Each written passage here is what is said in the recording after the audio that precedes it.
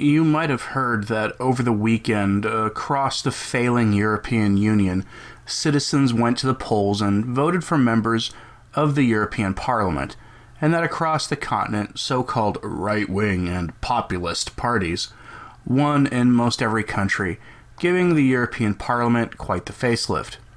This was, without a doubt, the product of a nationalist backlash against the attacks on state sovereignty coming from the unelected central governing body of the EU, as well as the complicity of the EU Parliament in policies like Articles 11 and 13, which imposed hyper-draconian censorship standards on the internet, as well as the main issue for most Europeans, unchecked and unlimited Islamic migration from Africa and Asia, and the violence that, not coincidentally, has come with that largely at the hands of migrants. That may sound harsh, but I'm sorry. I've been following the migrant crisis since it started in 2015, and the evidence is there for anyone who cares to see it. The European people evidently are, which has resulted in the latest round of European elections going to supposed far right-wing parties, promising changes to EU policy on migration, censorship, and all manner of other policies that undermine state sovereignty. In the church, we see a dueling narrative on this issue. On the one hand, opposing migration is racist and nationalism is evil. When combined, it makes you something like a Nazi. That kind of rhetoric comes from the Pope and those close to him, with the papacy and allied organizations like the Order of Malta, of all people, defending open borders and Islamic migration in a way that would have made Pope Pius V and the Order of Malta veterans of the Battle of Lepanto fall to their knees in prayer, begging God to liberate us from the current mess. On the other side are the typical villains in the new church, cardinals like Burke and Sarah, and others who have warned rather sensibly that unchecked immigration is dangerous, that right-ordered nationalism is perfectly Catholic, and that the Christian thing to do is to oppose unchecked migration, especially Islamic migration. This has been a fascinating story to watch unfold, and with the European parliamentary elections over, we can now take a look at what the rhetoric coming out of the institutional church is. For the Pope, of course, had words to say in response to the European Union parliamentary elections. Let's have a look at this. First, giving the Pope his due, we turn to Francis and his statements on the migrant crisis. I'll be paraphrasing from Crux magazine, which claims to be taking the Catholic pulse. Pope Francis issued a message urging society to drop skepticism and prejudice towards newcomers, calling the attitude we see racist. The migration issue is not just about migrants and refugees, but it is also about our fears. The signs of meanness we see around us heighten our fear of the other, the unknown, the marginalized, the foreigner, he said, while noting that many migrants seeking a better future end up as the recipients of this meanness. While some fear is normal and even legitimate, quote, the problem is not that we have doubts and fears.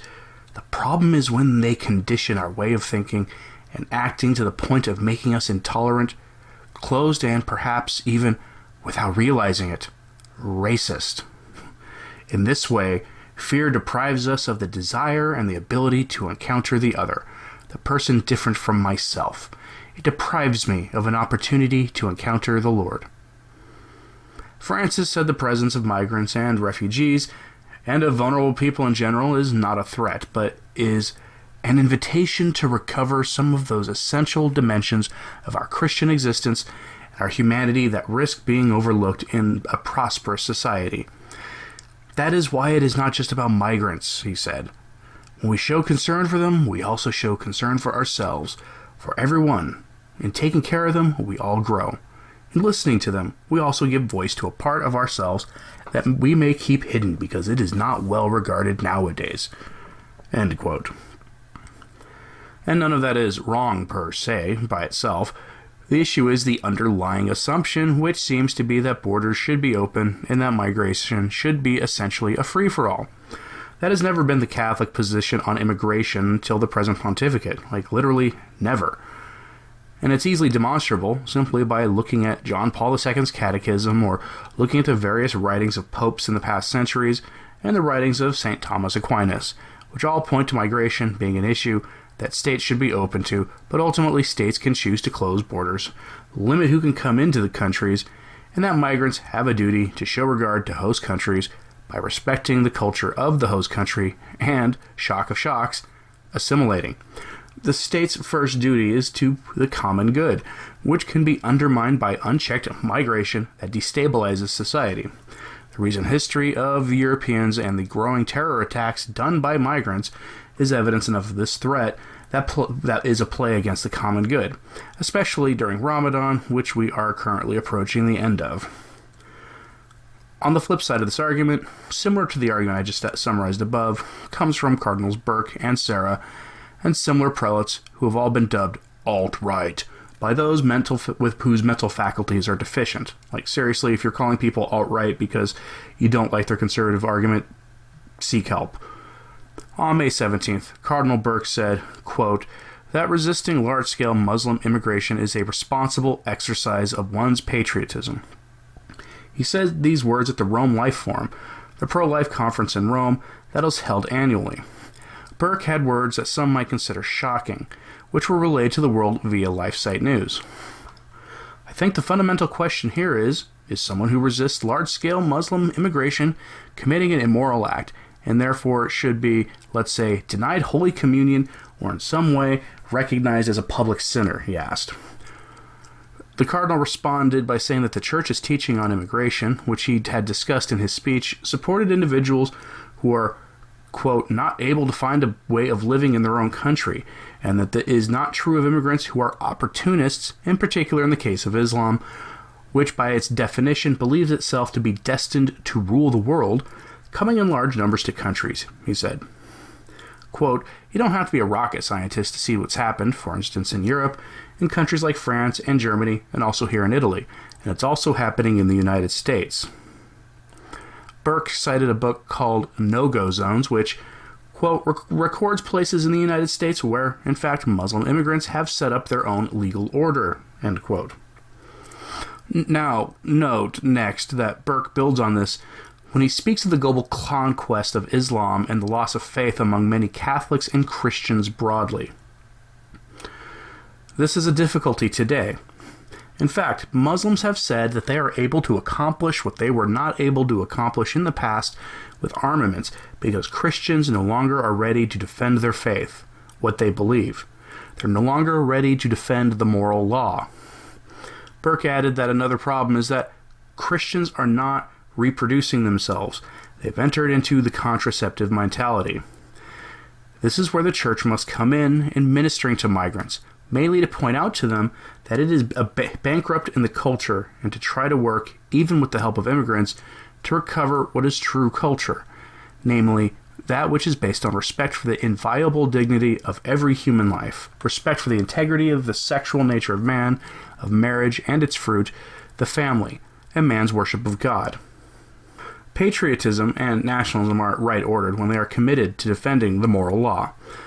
A test of the nationalism being sold by politicians is its commitment to the moral natural law. If, say, for example, a nationalist seems neutral or even okay with pornography, gender confusion, abortion, prostitution, fake marriages between people of the same sex, or other crimes against the moral order, perhaps that person's understanding of nationalism or patriotism is something to be held with a degree of skepticism, unless that candidate has shown signs that they can be moved in the right direction on those issues. The recognition of the sovereignty of national governments over supranational organizations that are would-be empires or would-be one-world governments is a strong step in the right direction towards the restoration of the moral law over this clown world we all live in right now. Wishy-washy nationalist politicians can, in theory anyway, be replaced by better politicians who share the faith and concern with the moral law. Again, in theory. Politics is funny that way, with the tides changing so quickly that long-term planning like that is almost a waste of time. Which brings me to the main issue no one is really addressing here. Nationalism is fine and all, but the problem at hand is that so many people are placing far too much trust in the plans and plotting of men. I'd have thought that people with this political perspective would have learned the lesson by now from the Trump presidency and its slide into normal American Republican Party politics with a brash, loudmouth face. That you can't really place your trust in politics, at least not entirely. I await, probably hopelessly, a political movement of people who pray the rosary and a novena of novenas, the famous 54-day novena, for the preferred outcome to a political situation that aligns itself with the moral law, the natural law, and the will of God. It's probably wishful thinking at this point, as in the minds of so many Catholics today, traditional and otherwise, there's a sort of internalization of the separation of faith and politics, of church and state, aside from obvious issues like abortion and the rest that I mentioned earlier. Prayer, fasting, penance, and reparation for the sins of our nations should be the first step we take as patriotic persons in trying to use politics to right the national and international order of things. Patriotism is a sign of piety. Being anti-patriotic is a sin against piety. Now, I know that some people do fast for those things, but in the end I suspect far too many of us resort to seeking material solutions for what is obviously a spiritual problem manifesting itself into the material realm.